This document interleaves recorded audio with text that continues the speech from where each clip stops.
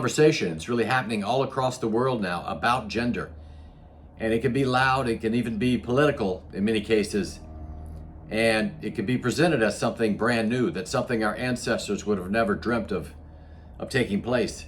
But what if we look back, and I took you back and showed you 4,500 years ago, there was a group of priests, and they occupied a real high priestly social political position with immense power, really because of their gender ambiguity. That ambiguity afforded them the position, not in spite of it. And if we look back at also what was a goddess of love and war, it was said that she had the power to turn men to women and women to men, and that it wasn't in fact mythology, that it was institutionalized at the time, that it was law and in fact religion of the day. In this video, we're going to travel across the ancient world from Sumer to Rome and even India to Pacific Islands, and we'll uncover the ancient origins of what we now call the transgender movement. And I promise you, by the end of this video, you're going to have a different view on the transgender movement and the history of it. So stick with us. It's going to be really interesting. And subscribe to the channel, subscribe to Supernatural History. Really helps out a lot. Turn on notifications. And we have so much great information coming. This is just the tip of the iceberg. And we're going to have so much more even related to this topic. So we'll see you in the next one. But let's dive into the origins of the transgender movement. And we start for that in Mesopotamia, as I said, the cradle of modern civilization. What's today modern day Iraq, around 2500 BC. And the most powerful deity in the Sumerian pantheon was a goddess named Inanna. The Akkadians and the Babylonians, they called her Astarte. I looked up that pronunciation, it's Astarte. I always thought it was Astarte, but Astarte or Astarte. But she was the goddess of love, sex, fertility, and war. And she in fact was a paradox, because she was feminine and masculine at the same time, and she was also a creator and a destroyer. And ancient liturgies, they praise her with phrases like, I am a woman, I am a man. And she was sometimes depicted with a beard, known in some depictions as the bearded Ishtar. It symbolized her supreme authority in war. What's traditionally, of course, a masculine domain, but her dominance extended to the battlefield. Sumerians, they had an entire class of priests at the time. They were called the Gala. And this word itself is sort of a linguistic puzzle. In cuneiform, it was written with two signs, one meaning a penis and the other meaning male, and then another meaning meant anus and the other meaning meant buttocks. So the word Gala was also homophonous with what they called gal for la, which meant vulva. So the very name of these priests, it encoded a double gender, in fact. Male and female really in one word. So the Gala, they would perform lamentations in the temple of Inanna. Their hymns were sung in a dialect of Sumerian called Im-Sal, which was normally strictly reserved for the speech of female gods. So some Gala, they took these feminine names to sort of reveal their patronage for these female gods as well. But another key myth in this depiction is the descent of Inanna into the underworld. See if this does sound a bit familiar, but Inanna, she tries to overthrow her sister Ereshkigal, and she fails and she's killed, and she gets hung up, her corpse, on a hook. But the god Enki, he creates two beings from the dirt right under his fingernails. They were called the Galatura and the Kurjata, also known in Akkadian as the Asu Shu Namir, meaning his appearance is brilliant. And these beings, they were in fact neither female or male. And they were created outside the biological binary. And in doing this, they were able to slip by the gates of the underworld somehow, which no ordinary man or woman could do. And they were able to rescue the goddess and bring her back to life. So somehow, absence of genitalia just put them right through the gates of the underworld, and they were able to save her.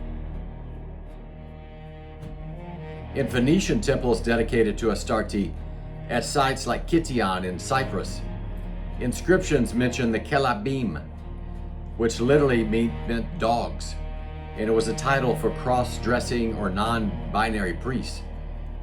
And then the Hebrew Bible, it also repeatedly, it condemns these practitioners as what they call Kedeshim.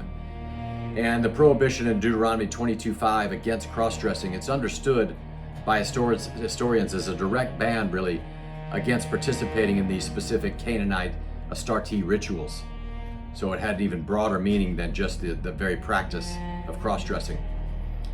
And then there's another part to this entire story that most people do get wrong, is the people, as I mentioned, in those days, they had great power in many cases. Now, there were some that were, as I mentioned, they were called dogs. It was a bit of a binary in a way in itself, but in most cases, it seems that they weren't marginalized, and they weren't outcast out trying to survive. They were, in many ways, they were being gender fluid in the Near East. It was really a step up in class terms. And historians, they've identified 4 distinct advantages that these individuals, they had over the ordinary class of people back in those days. Any normal man or woman, a gender fluid would have, first of all, among these 4, the number 1 is they had direct mediation with the divine. And because these individuals, they existed outside the normal male-female binary, they were believed to physically embody the boundary-breaking nature of the gods themselves in the same sort of form. And so they were seen as an ultimate link between heaven and earth. But they performed exorcisms, they healed the sick, in fact, and they soothed angry deities through sacred lamentation songs.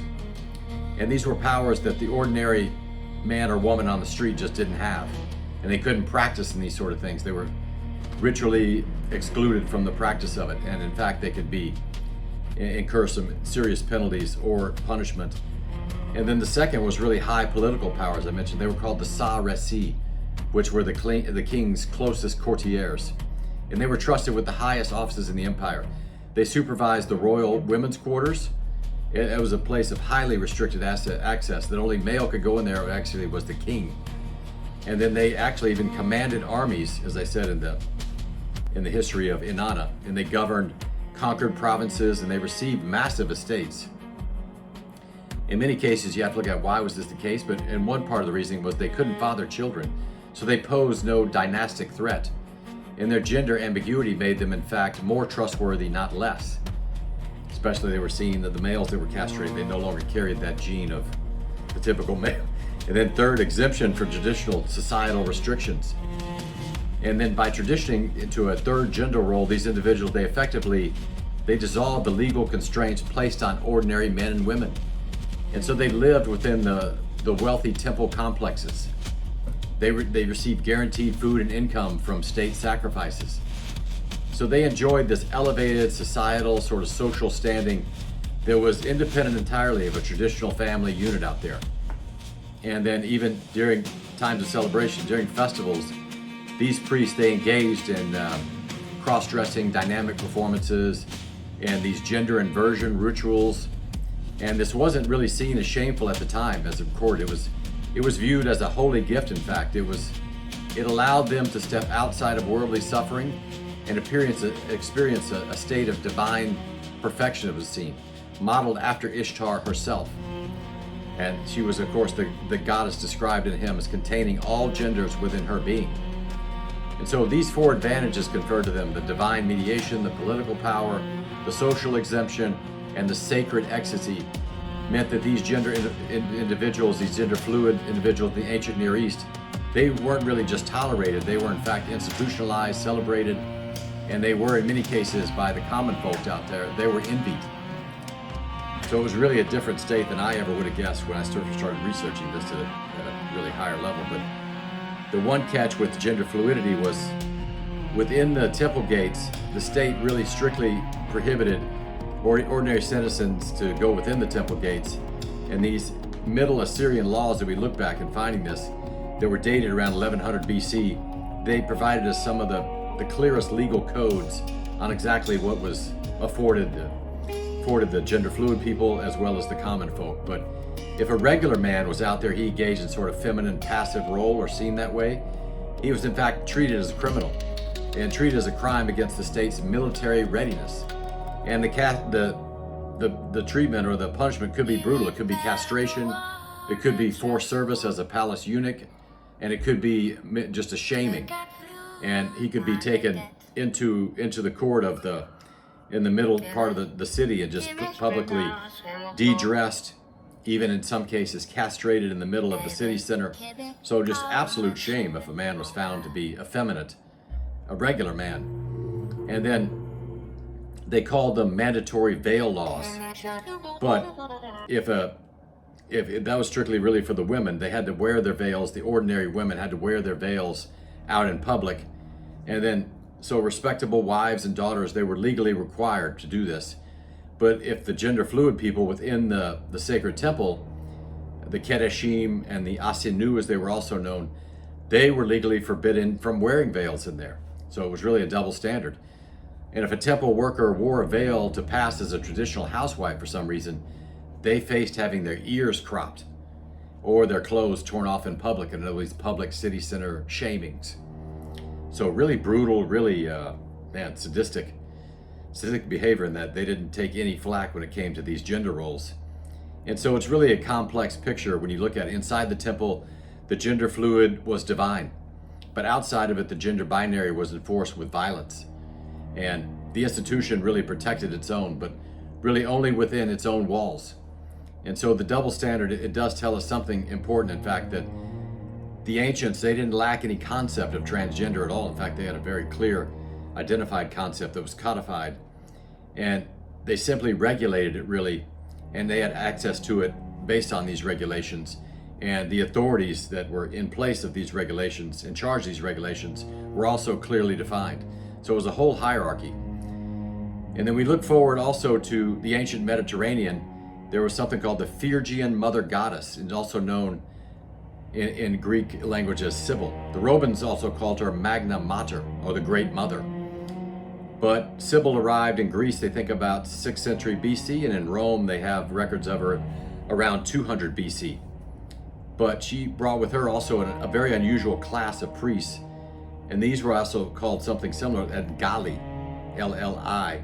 They were the eunuch priests of Cybele. And they were men, they voluntarily decided to castrate themselves in an imitation of the god called Attis, and the goddess's consort. And in myth, Attis castrates himself in a frenzy and dies, and Cybele transforms him.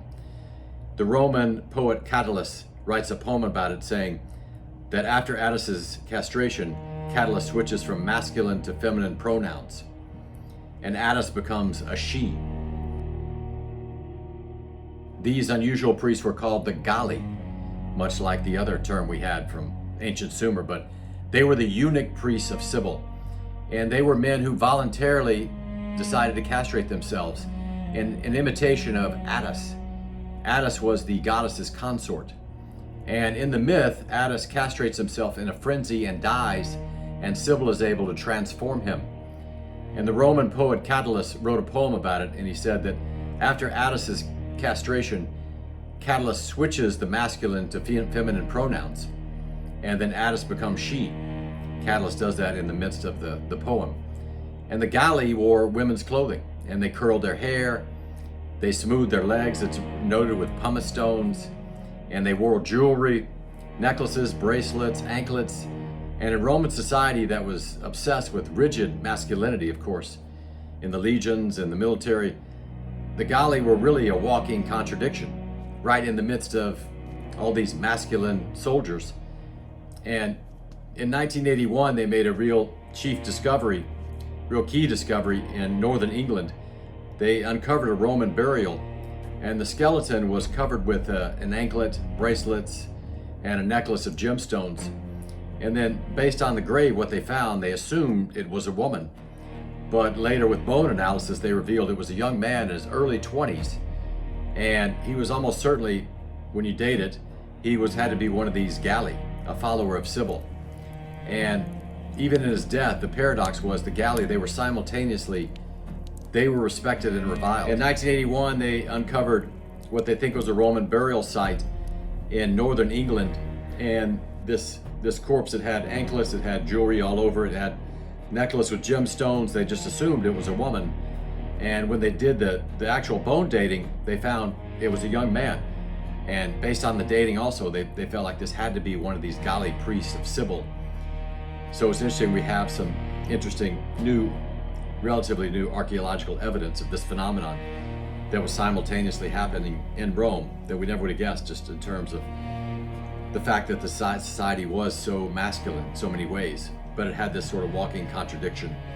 And then in many ways, these Galli, they know they were sort of simultaneously reviled and revered at the same time when you look back at the ancient records they've been able to find. Because Cybele's temple, it stood on the Palatine Hill, which was right in the middle of Rome.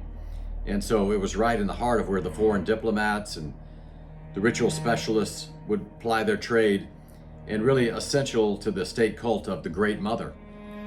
And so it was very much a functioning aspect of Roman society, Roman religion, if you will.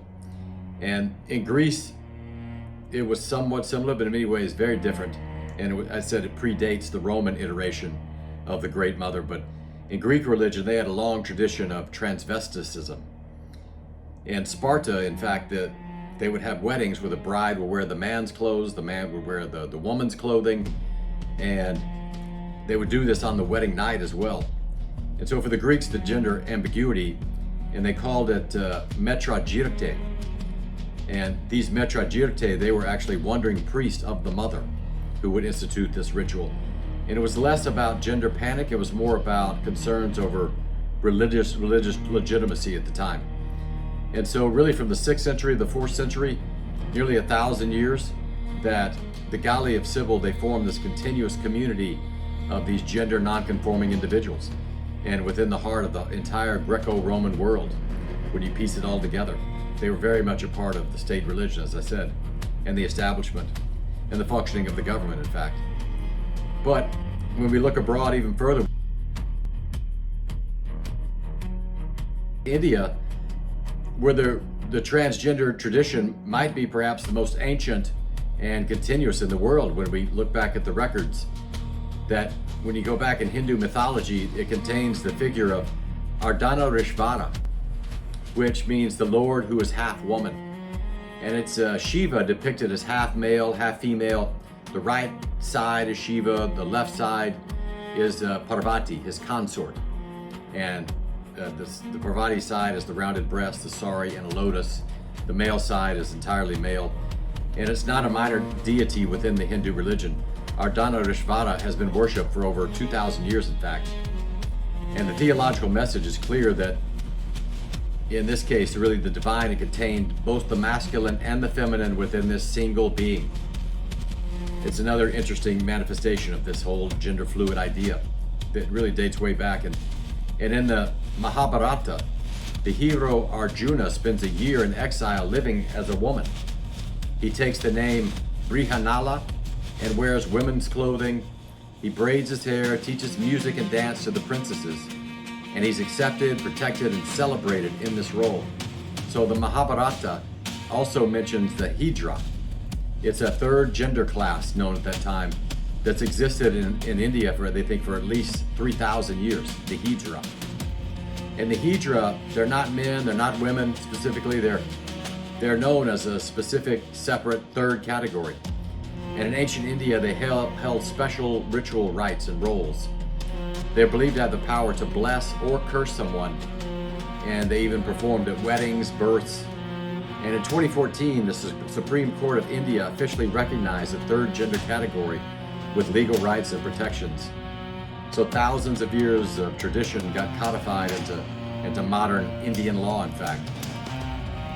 And they think over 130, by estimates, of North American Indian tribes, they were recognized they had some sort of mythology or some institutionalized third gender category. And they called it, they discovered actually just in the last 30 years, they called it a two-spirit, which was a term that was coined, but the concept was ancient, but only in 1990 they discovered this term. But among one tribe called the Zuni, they had these what they call Ihamanas. And the most famous is one called We-Wa, who in fact lived in the 19th century, over 6 feet tall person who was received by President Grover Cleveland in Washington, D.C. And he was dressed in this Zuni women's attire. That's one clear example we have actual pictures of. And then among the Navajo, there were what they called Nad-Li, or one who was transformed. They were considered sacred, embodying both masculine and feminine principles. Again, some form of gender fluidity was running through the Ihana. And then the Cheyenne, they had what they call or He Imanahaui, which they were believed to have special spiritual powers as well. They were never mocked in the tribes. They were honored, in fact, it says. And when European colonizers arrived, they called these individuals berdache or berdache. It was a degrading French term meaning a kept boy or a male prostitute, berdache. So they imposed their own binary gender system on societies that had never had one, in fact. Maybe they didn't have a set society there with, but their tradition survived, and today the Two-Spirit movements is a powerful force in some of these indigenous communities that still exist, attempting to sort of reclaim an identity that predates colonization by centuries, they presume. And then we go to the Pacific Islands, go to Hawaii, go to Tahiti. There was a third gender called Māhū, which meant in the middle. And the Māhū, they were revered as teachers, healers, keepers of ancient cultural traditions, especially the hula, the sacred dance of Hawaii, the hula, who knew? And they were the ones who preserved the chants and genealogies that connected the Hawaiian people to their gods. In Samoa, they were a bit different, but also traced the hula, but they were called the Fa'afafine, which meant in the manner of a woman. And they were accepted as a normal part of society, it seems, as well. In Tonga, the Whakaleti, they were the same role, just a different name, and they really weren't hidden subcultures. They were integrated, visible, in fact, respected categories of personhood at that time. And then one of the most clear examples we have, of course, is the Baphomet. It first appears in the trial records of the Knights Templar in the 14th century, the first records. But the Baphomet we know today was created by the French occultist Eliphas Levi in 1856. And Baphomet's body is, of course, androgynous, female breasts, a male torso, a catechus representing the union of opposites, Levi wrote. But this figure represents the absolute, the synthesis of all opposites. So it all draws on really the same deep wall of human intuition, that the idea that the divine is beyond gender or encompasses both genders somehow. The same intuition that produced Ardhanarishvara in India, the same intuition that ultimately produced the Asinu of Ishtar. The same sort of concept they're continuing to operate upon. Then lastly, also in Bali, it's known that, I think it's regarded really as their most important spiritual concept. It's the balance of opposites. Again, the same sort of theme, but it's called Rawa Beneda, or the Barong. It's a protective lion-like spirit it's not strictly male or female, they also have another word called Bansi or Banchi or Warrior. But these are transgender individuals. They have a recognized place in Balinese society, in fact, and they're often associated with arts, dance, beauty culture. You'll see references to these, especially in a lot of the festivals that they'll hold through the streets. You see these sort of representations. So at the end of the day, how do we put this together? What do we make of all of it? We've gone all over the world and seen these examples, these representations. Back to Sumer 4,500 years ago with the Gala, priests of Inanna. And then they sang their hymns in a female dialect. And they carried the power of a goddess who could turn men into women, supposedly. And we've seen how being third gender came with some real advantages at the time. The divine powers I mentioned, the political authority, the social freedoms, and the sacred ecstasy that you could revel in. And we've also seen a bit of a double standard where it was celebrated in the temple but policed outside of it. So proving that the ancients had a clear concept of really transgender identity, and they simply regulated. I think that's clear from what we've discovered. And then we've also seen the Galli of Rome, what they're also called the Hijara of India, and the Two-Spirit of North America among the Indian tribes that had been here for centuries. And then the Manu of Hawaii and the Fa'afafine of Samoa, each culture finding its own way to honor these who live between the binary. So we look all the way back, we look at all these different places, Mesopotamia to Mediterranean, India to Pacific, from the Americas to Africa. It's they think over 100 cultures that we find evidence of this, a concept of a third gender or gender diversity or fluidity, whatever term you'd like to use. But The details differ, of course. They all have different manifestations, but the core of it is the same, that human society, they've always recognized this binary of male, female, of course, but they've had other ways to represent what they would call the full range of the human experience. So the modern transgender movement is not a departure from tradition. In fact, it's a return to a much older understanding, one that our ancestors knew. In many cases they honored, in many cases they considered it sacred. So in many ways, it reminds me of Ecclesiastes, I believe 1:9, where it says that there's nothing new under the sun. It's all been done before, as you see. Nothing new has been done under the sun, so it gets recycled, recreated, repositioned in a different way, but this is no exception. It's gone on probably 6,500 years that we have records of, and who knows beyond that.